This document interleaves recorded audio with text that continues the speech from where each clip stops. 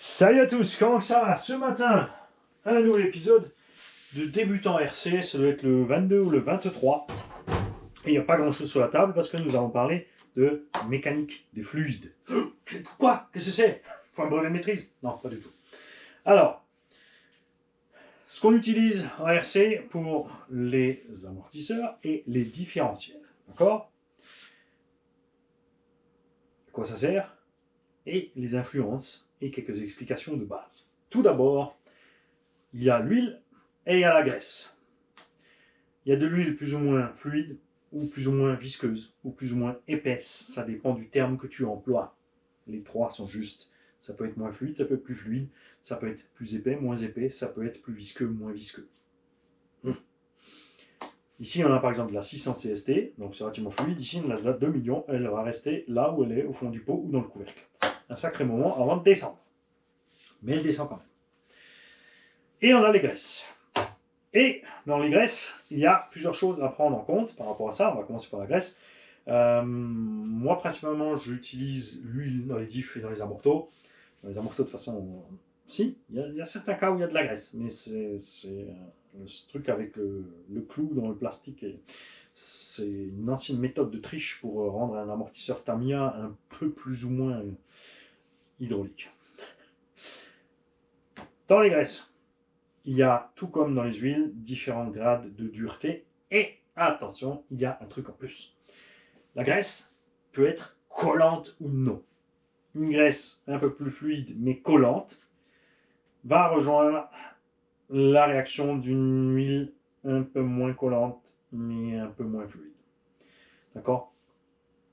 Ça change les choses.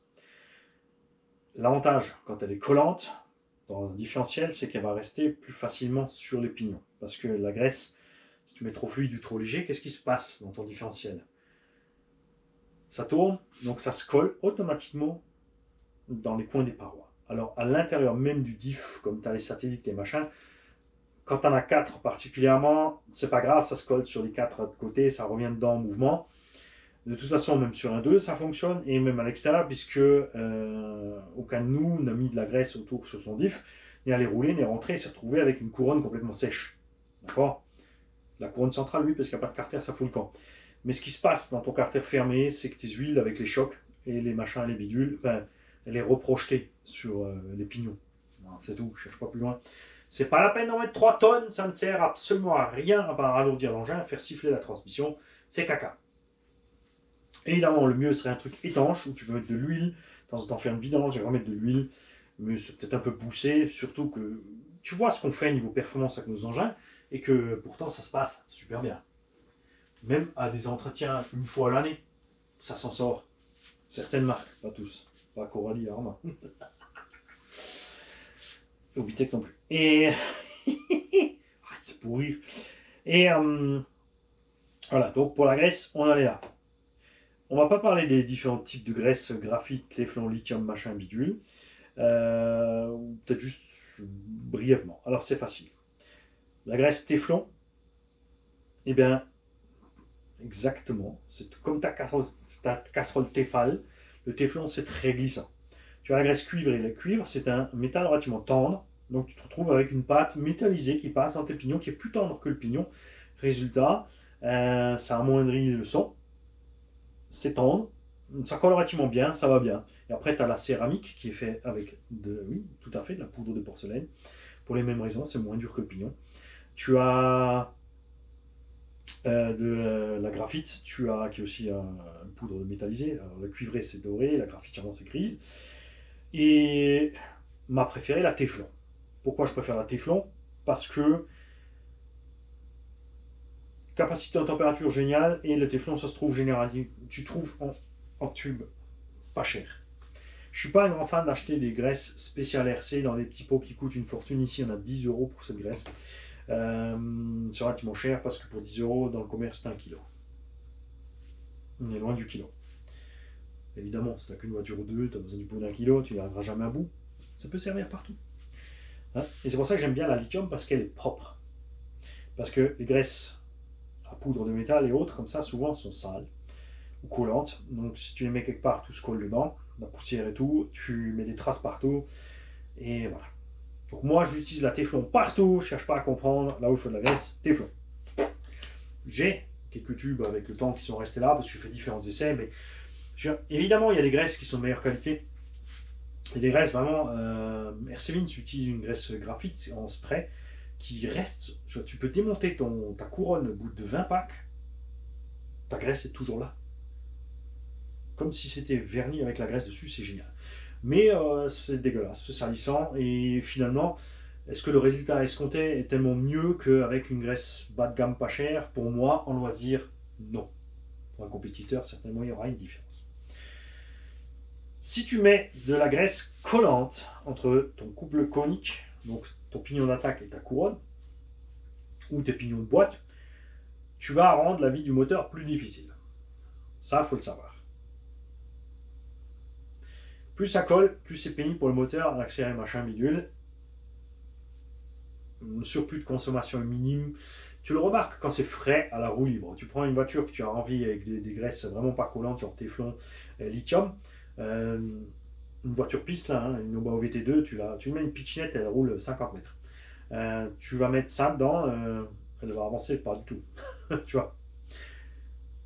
Ça se tasse avec le temps, ça se répand, donc il y a des réactions différentes. J'ai pas de conseil spécial à te donner, essaye. Prends différents types de graisses, renseigne-toi. Alors, c'est pas la peine de chercher dans les rayons RC.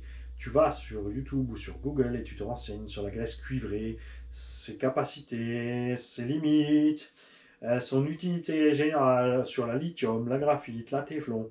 Parce qu'il y a par exemple dans les diffs plastiques, on utilise généralement tout ce qui est full plastique, on met du téflon. Enfin, bien en général, téflon ou céramique. Parce qu'il te dit ça c'est mieux pour le plastique, ça c'est mieux pour la ferraille, ça c'est mieux pour cette température, ça c'est mieux pour celle-là. Moi avec ma lithium c'est moins 40, plus 150, waterproof. Basta. J'en colle même dans les roulements, ils vont un peu plus dur au début, puis après ça va bien. Ça se libère un petit peu, ça va bien. Ok. Et donc le chapitre principal sont les huiles, parce qu'avec les huiles ça va être plus simple de changer plus rapidement les réactions. Je me suis jamais penché dessus si en graisse il y a vraiment tant de grades de graisse que ça disponible, vraiment dure ou plus pâteuse ou moins, ou etc. pour vraiment changer à mort les réactions. Pourquoi? Des fois quand même j'en utilise dans le diff, parce que les diffs qui sont pas étanches. Diff pas étanche, ben, on triche, on met un truc collant comme ça dedans, ça fout pas le camp. Ou moins vite. Les huiles. Commençons par les suspensions. Alors, il faut déjà savoir une chose. De 1 CST à 3 milliards de CST, ou CTS, ou W, de quoi il nous cause, lui? T'inquiète, ça arrive. Il faut savoir que c'est toutes les mêmes. Il y a un moment, je me suis bien marré dans la vie de la chaîne, puisque, par exemple, j'ai dit à quelqu'un, ouais, dans les amortos, par exemple, arma typique, hein, avec les pistons avec les gros trous, tu mets 1000 ou 1200 dans 1005 dans ton amorto arrière, 1000 devant, si tu veux faire des gros sauts, machin. Donc le gars, il me demande conseil, et après, il allait s'esbrouffer partout. Ouais, c'est n'importe quoi, il me dit de la merde, il me dit de mettre des huiles de diff dans les amortos. Il n'y a pas d'huile de diff et d'huile d'amorto.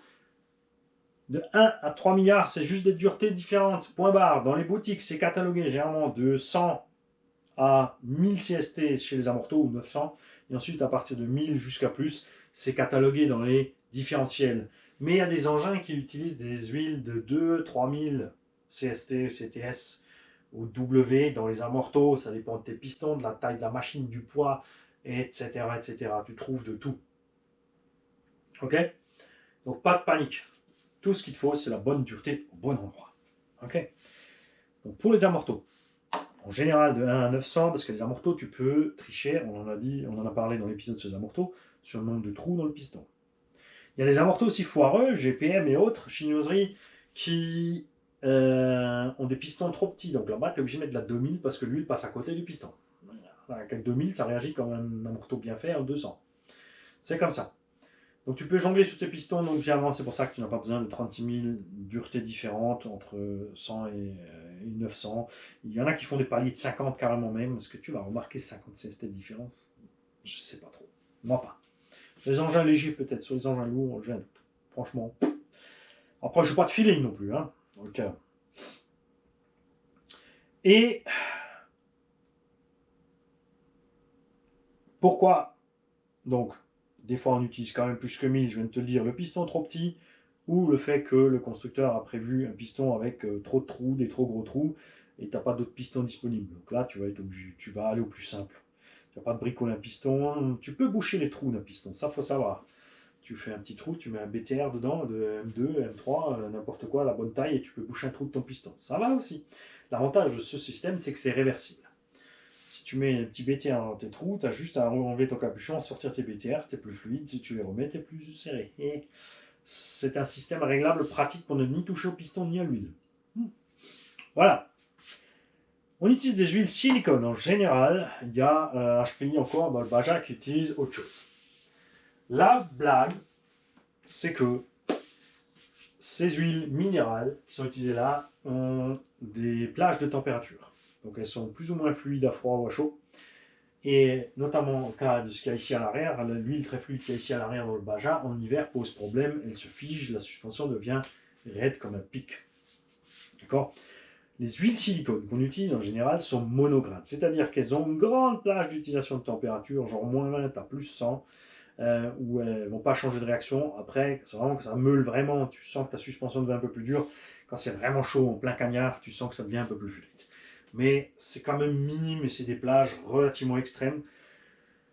C'est pour ça qu'on reste sur les huiles silicone et pas l'huile de salade, d'olive ou n'importe quoi dans la morteau. Ça peut fonctionner pour dépanner, mais tu vas un problème avec la température. Très important à prendre en compte, l'huile silicone, n'est pas compressible. Tu peux mettre de l'eau dans ta suspension avec un mini trou de 0,1 mm, tu auras une réaction de suspension. Mais l'eau est compressible et l'eau réagit rapidement à la différence de température. D'accord? C'est pour ça que en mécanique, on ne laisse pas d'air dans un cylindre étanche. Parce que l'air réagit à la température et est compressible aussi. Certains compétiteurs utilisent ça quand même. Pourquoi? Parce que le volume d'air compense le volume de la tige, mais ça équivaut en sensation à rouler avec de l'huile plus fine. Surtout qu'il faut pomper la morteau au départ. Si tu poses ta tente et dans ton huile et ton air est en haut, donc il faut pomper jusqu'à ce que ça mousse pour pouvoir rouler. Et comme dit, tu as un échauffement qui change la réaction. Après, ils font une compétition des manches courtes, donc ils s'en foutent. En 10 minutes, il se passe trop rien. Nous, en loisir, non. Hors de question de faire ça. Donc on remplit comme il faut son amorto. Et ne pas mélanger amorto et ressort. D'accord? Un amortisseur ne fait qu'amortir l'entrée et la sortie. Il ne doit pas remonter tout seul. Un petit peu, il sort à cause du volume de la tige, la surpression. Un petit peu, il rentre. Pour le même problème, c'est que quand ta tige est dehors, il est en sous-pression, il rentre un petit peu la tige. C'est tout. D'accord. C'est pour ça qu'il y a les membranes. Il y en a certains qui utilisent l'émulsion. Moi, ce que je préfère, c'est un amorto avec un purgeur complètement fermé. Purgé nickel. Moite-moite, c'est un amorto de qualité normale. Comme ça se passe bien. Sur des amortos de bonne qualité. Et je l'ai montré sur plein d'engins neuromotrices, c'est très important. L'inverse. On met carrément en sous-pression. Et l'engin se comporte de façon beaucoup plus agréable. C'est moins bien pour les sauts, mais c'est mieux pour rouler. Donc, maintenant les grades. CST, CTS et W. Qu'est-ce que c'est que ça? W, c'est pour weight, à ne pas confondre avec le W de ton huile moteur en norme DIN. Ok? Je ne suis pas allé fouiller, mais théoriquement, vu que ça s'appelle weight, on est en droit de penser qu'ils partent du principe que de la 100 ml de 100 CST sont plus légers que 100 ml de 2 millions de CST. Plus elle est épaisse, plus elle est lourde. C'est pour ça que certaines marques te disent de peser l'huile que tu mets dans les diffs. Comme ça, tu verras que plus elle est épaisse, moins t'en mets. Et, par exemple, c'est une théorie. J'attends les professionnels. Ensuite, CST et CTS, très similaires. Entre W et CST et CTS, il y a une parabole de dureté. 10W va correspondre à 10 CST. Mais 15, ça sera déjà un peu plus que 15. 20, ça sera un peu plus que 20. Et ça monte comme ça. D'accord? En gros, de la 35W, je te dis ça parce que c'est ce qu'utilise Traxxas et Obao de base dans les amortos au départ. correspond à peu près à 400-450 CST. Il y a des tableaux, c'est très simple à trouver. Tu tapes CST/W correspondance. Et tu trouves des tableaux en français RSRC, donc Renault Savoia a mis le tableau en place. Il y a des blogs et des forums qui ont le tableau en place. Sur le forum Xmax, les tableaux en place. Sur le forum Xmax, tu trouves même un truc en plus. C'est que si tu as de l'huile de 1000 CST et de l'huile de 100 CST, comment mélanger, de combien pour obtenir ce que tu veux. Parce que tu vas te dire, si je veux de la 500, je dois mettre la moitié de ça, la moitié de ça. Ben, c'est faux. C'est pas comme ça que ça marche. Donc il y a les quantités à mettre pour qu'avec ta 1000 et ta 100, tu puisses faire toute ta gamme. Alors oui, je pourrais avoir un gros flacon de 1000 et un gros flacon de 100. Et ensuite, quand je fais mes amortos, faire mon mélange moi-même. Mais c'est chiant. Surtout que je ne change pas tant que ça aussi souvent les huiles d'amorto. Moi, je fais mon setup, une fois que je l'ai, je roule. Et puis je fais la révision une fois tous les ans, les 2 ans, les machins. Voilà, l'huile, elle salit, elle se dégrade un peu. Mais elle n'est pas cramée. Tu sens, de toute façon, un amorto commence à devenir rugueux au bout d'un moment. Et quand il devient rugueux, tu sais que ton huile est cramée. On roule en loisir, on ne va pas chercher plus loin sur les perfs. C'est sûr, les gens qui roulent chrono, compétition, machin, un amorto rugueux, ça va leur faire perdre du temps. Donc, ils n'aiment pas, ils vont changer leurs huiles. La même chose dans les diffs. Les diffs, ça crame encore plus vite, parce que ça chauffe encore plus. Je roule quand même tranquille l'année avant de toucher les diffs de mon X-Max. Et je roule avec mon X-Max, hein, tu l'as vu, là, pour te dire un petit peu ce que ça encaisse.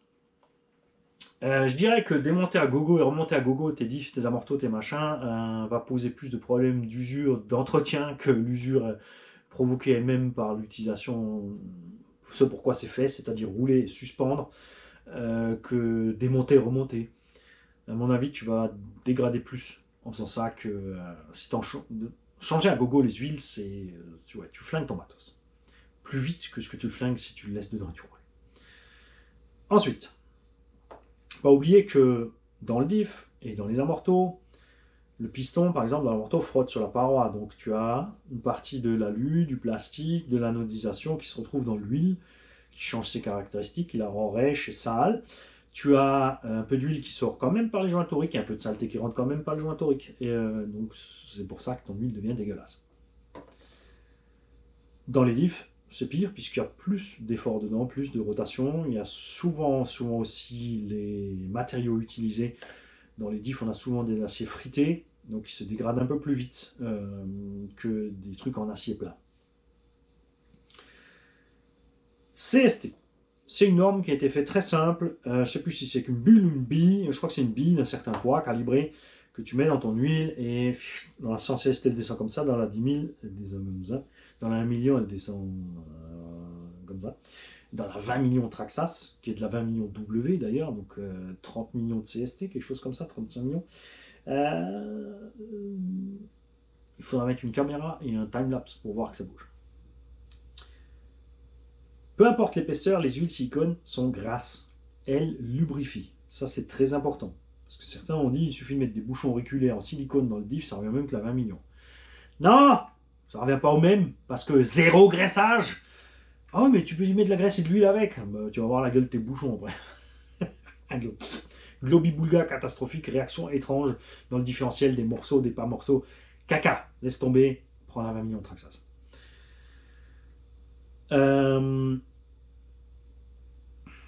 CTS, eux, ils ont penché une planchounette à un certain degré, il me semble, si je me souviens bien, ça fait longtemps. Cours de méca des fluides, 1992. Ouf. Et ils te mettent une goutte et regarde à quelle vitesse elle coule. En fait. C'est ça. Donc, CTS, CST, CTS, W, je présume que c'est le poids. Pourquoi je ne suis pas allé me renseigner? Parce que sinon, il ne se passe rien dans les commentaires. Le but, c'est la participation. On veut savoir de ceux qui savent. On veut pousser les gens. Moi, je n'ai pas fait une chaîne RC pour vous montrer toutes les solutions, comment faire plug and play. Mon but, c'est que vous appreniez à faire votre RC. D'accord? De A à Z, tu maîtrises tout au fur et à mesure.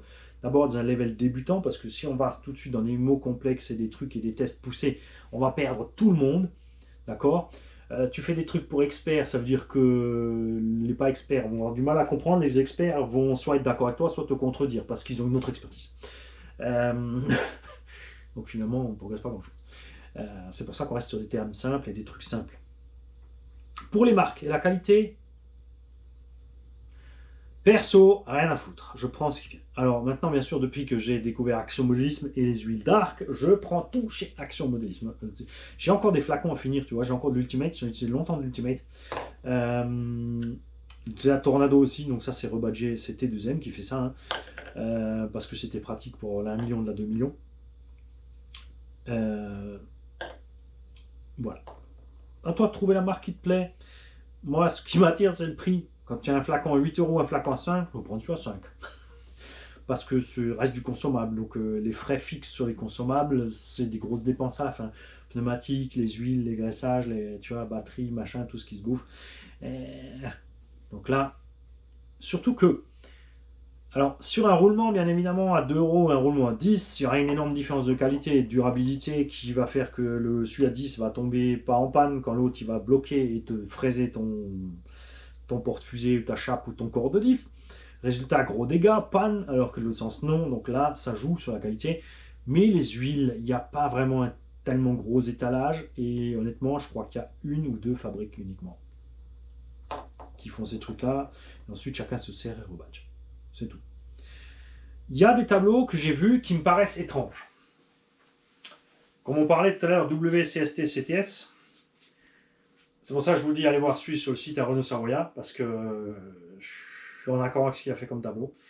Parce qu'il y a des tableaux où tu vois une différence entre de la CTS ou de la CST de chez telle marque par rapport à la LOSI, par rapport à la machin, par rapport à la bidule. Et vu que c'est une norme CST, il n'est pas censé savoir de différence entre de la 100 CST Traxas et de la 100 CST LOSI. Sinon, ce ne serait pas de la CST. Ce serait de la 100 CST et de la 100 LOSI, tout simplement. Donc méfiez-vous. CTS, CST, c'est vraiment en parallèle W exponentielle. Tu peux toutes les mélanger, ne t'inquiète pas. Huile silicone, c'est huile silicone. Tu peux tout mélanger, il n'y a pas de problème. Hein, les gens qui te donnent des théories bizarres, ah, faut manger ça et ça. Non. Tu peux mélanger. On en revient toujours au même. Si tu es comme moi dans le domaine du loisir et que tu veux juste faire plaisir à rouler tes voitures et que tu n'as pas besoin de surperformance, surprécision, de toute façon ça ne joue pas. Les autres, oui. Alors il y en a certains qui ils vont se sentir la différence. Tu vas leur mettre ça ou tu vas leur mettre ça, il va dire il y a quelque chose qui ne va pas avec la morte bouche. Honnêtement, combien d'entre nous savent faire ça? Il y en a qui pensent, mais il y en a plein qui ne savent pas. C'est comme il y en a plein qui ouvrent des ateliers de méca RC qui ne touchent pas en RC. On en a un comique là dans le 75 ou 16. Ouh, en plus, il est fâché avec moi alors que je lui parle pas. J'ai pas eu à faire plus avec ça qu'avec lui. Il s'était présenté, j'avais présenté ce qu'il fait. Ensuite, on a vu ce qu'il fait et on a laissé tomber parce que. Ouais, je comprends pas, mon pignon il a bouffé ma couronne. T'as mis un 0,8 sur un 0,6. Donc des mini dents sur des grosses dents. Ça marche pas. Et voilà. C'est pareil, c'est le même principe. Il y en a qui font des trucs, qui veulent te vendre des prépas, mais qui arrivent jamais sur le terrain avec une voiture qui roule. C'est toujours des rabots et des sabots qui marchent pas tout droit. Et quand c'est moi qui le fais marcher tout droit, après c'est oh ouais, mais bon, le pile était vide.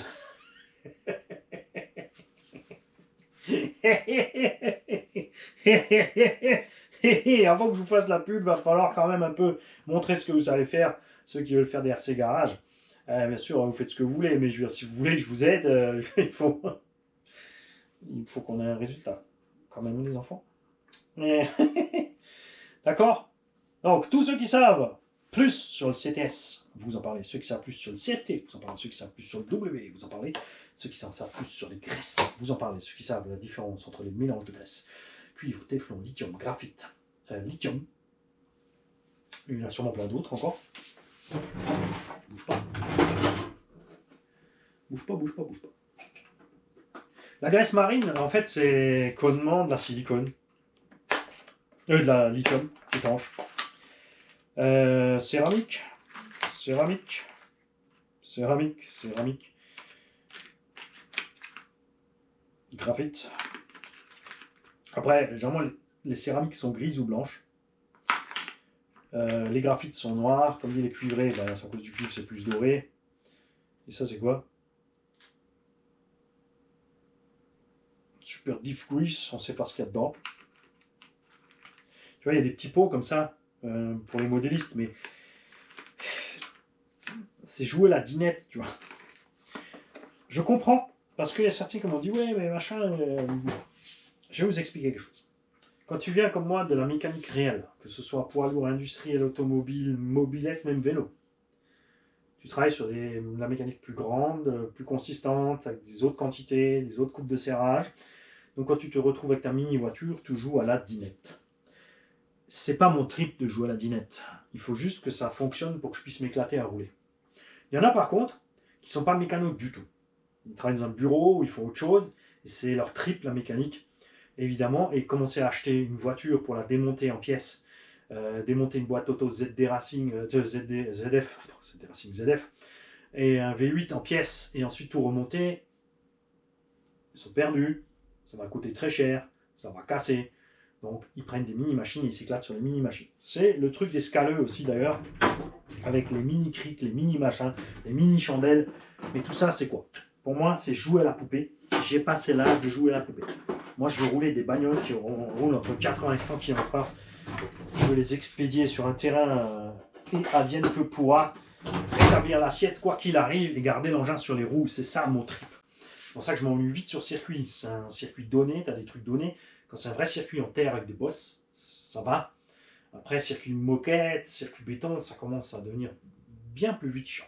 En fait, personnellement, c'est pour ça que moi j'aime bien le freeride. Rouler dehors n'importe où, ensuite tu tapes une bosse, tu vois l'assiette de l'engin, il faut récupérer à tout prix. Ensuite, il faut atterrir entre la photocopieuse et la machine à café, c'est limite. Mais c'est vraiment ce qui m'éclate. Voilà pour cet épisode sur la mécanique des fluides. Non, pas tout à fait. On va encore aborder un sujet essentiel. Que j'ai oublié, hein. Mani, tu as parlé de plein de trucs, mais tu as oublié l'essentiel. Donc, quand tu mets de l'huile très fluide dans un différentiel, donc dès que tu tiens une roue, avec le moindre petit effort, elle s'arrête et l'autre va prendre les tours minutes qui manquent à celle-là. Ça, c'est mécanique au diff, ça, c'est dans l'épisode des diff. Donc, l'autre va tourner 2 fois plus vite. Ce qui veut dire que ton engin est très maniable, à faible vitesse dans les virages. D'accord? Qui va s'embourber très vite quand ça glisse. Parce que dès que la roue est coincée un petit peu, l'autre, elle mouline dans le vide et tu vas nulle part. Donc, plus ça glisse, plus tu mets des huiles dures. Plus tu veux passer de motricité au sol, plus tu mets des huiles dures, plus tu durcis, moins tu es maniable à certaines vitesses. D'accord? Plus l'huile est fluide, moins tu as d'efforts méca. Plus tu as de l'huile épaisse, plus tu as d'efforts méca, donc d'usure ou de risque de casse de ta pièce mécanique, donc le différentiel dans ce cas-là. Perso, je suis un grand fan des huiles dures. Parce que les huiles fluides, dès que tu mets gaz, ça mouline, ça part pas, c'est ni. Alors qu'avec des huiles dures, il y a de quoi sous le pied, surtout avec le brushless.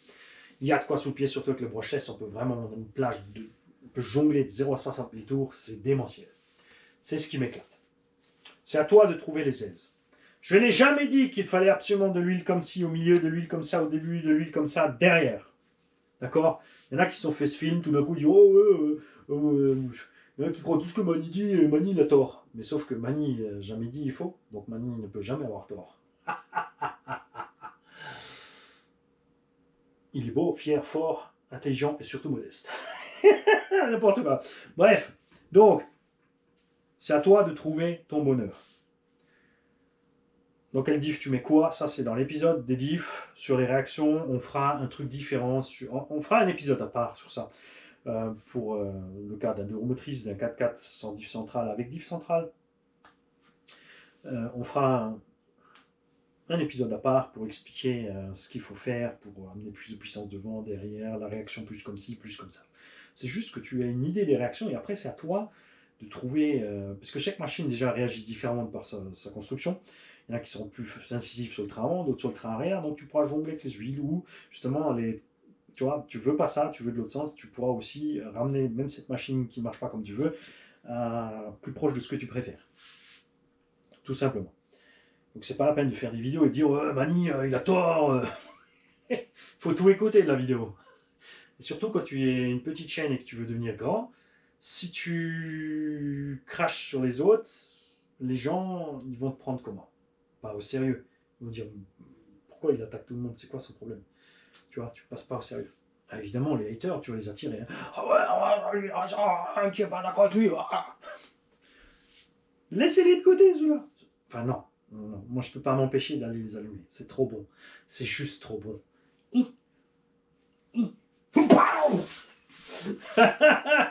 C'est ma passion. Donc, pour les livres, je t'ai expliqué dans les amortos, plus c'est fluide, on va partir du principe que tu as bien sûr le même piston. D'accord? Plus c'est fluide, plus ton amorto amortit moins. Est-ce que tu en as un qui traîne, Mani? Voilà. Donc, un amorto rempli d'huile fine va rentrer et sortir facilement. Ok? Rempli d'huile dure, il va rentrer difficilement. Il va sortir difficilement. Donc, qu'est-ce qu'il y a à prendre en compte? 1. Le poids de ton véhicule qu'il a sur la gueule. 2. La réaction escomptée. Si tu veux une suspension souple, comme par exemple le Arma Fury, vous avez une suspension hyper souple en deux roues motrices. Sur un SC, c'est beau avoir évolué, c'est pas super efficace sur certains passages dans les sauts, les machins, mais c'est beau, les roues elles bougent, la machin, ça va bien, mais par contre sur les sauts, tu as un effet un peu de deux, je suis rebondissant comme ça. Il y a des gens qui supportent pas le rebond, donc ils vont mettre des huiles extrêmement dures jusqu'à supprimer le rebond. Le problème, c'est quand tu as des huiles très dures qui suppriment le rebond, tu n'as plus de travail de suspension dans le tout-terrain. Ta caisse va déjauger sans arrêt parce que les roues ne peuvent pas suivre. La roue va rentrer et ensuite elle ne sort pas. Donc l'engin tombe. Donc il racle le fond. Et là aussi, c'est à toi, il n'y a pas de vérité, c'est à toi de trouver là où tu es à l'aise. Donc le poids de l'engin et la réaction escomptée. Et, parce que ça va d'adéquation avec ça, la dureté de ton ressort par rapport à ton véhicule. Si tu as donc un ressort souple et de l'huile souple, tu auras une réaction de chaudesque. D'accord? Ça va réagir très vite. Comme ça. Si tu as de l'huile dure et un ressort souple, ça va rentrer vite. Eh ben non. Parce que ton huile va freiner. C'est ton huile qui va freiner plus que le ressort. Mais après, le ressort n'arrivera pas à repousser. Donc ta voiture va se lever, ton amorto va rester en haut et ta roue va arriver comme Deadpool 10 minutes plus tard. Tu vois ce que je veux dire? Si tu mets un ressort béton avec de l'huile fine, boing, boing, boing, boing, là t'es parti comme sur ton truc à ressort là, tu sais. Oui, je saute pas trop haut, parce que le plafond. Puis après, les 95 kg, ils décollent pas tout seul non plus jusqu'à là-haut. Et si tu mets de ressort dur et de l'huile dure, tu es en GT en général, ou tu as prévu de faire uniquement des gros sauts en hauteur, en longueur, et tu t'en fous que ton véhicule soit inconduisible dans le terrain. Tu veux juste foncer tout droit sur une rampe. C'est pour ça que, connement, avec les GT, j'ai pas peur de faire des sauts, parce qu'elles sont tellement dures que je me pose propre. Mais ça, c'est à chacun de découvrir. D'accord? Il n'y a donc aucun autre moyen. Je sais, c'est un budget. C'est pour ça que je te parlais du prix du flacon, par exemple. C'est de faire des essais. Alors, si tu as une marque où tu as reçu des pistons différents avec, tu peux changer de piston. Dans les diffs basiques, il n'y a pas de réglage. Ce n'est que ton huile qui fait tes réglages. Après, il y a des diffs LSD, Tractile, Torsem, c'est une autre histoire. Ça, on fera aussi un épisode un peu plus poussé sur ces techniques de différentiel là. Dans la Morteau, par contre, il y a l'huile et le piston pour changer la réaction en adéquation avec le ressort, la lame, la barre de torsion. Ça, c'est dans l'épisode sur la suspension. N'oubliez pas que ces épisodes s'entrechoquent les uns les autres. Ok? Donc, je compte sur tous ceux qui savent beaucoup plus que moi pour partager. N'oubliez pas, comme dit, que je n'ai pas tort puisque je ne te donne pas une vérité absolue. Je suis le premier à te dire que tu peux appeler les choses comme tu veux. Si tu as l'habitude de rouler avec des carnans tordus et que tu préfères appeler ça des bananes de transmission, eh ben, tu peux appeler ça des bananes de transmission. Il faut juste que tu expliques à la personne en face ce que tu entends par banane de transmission. C'est tout. Voilà, c'est ça la communication. Les gars, bonne journée.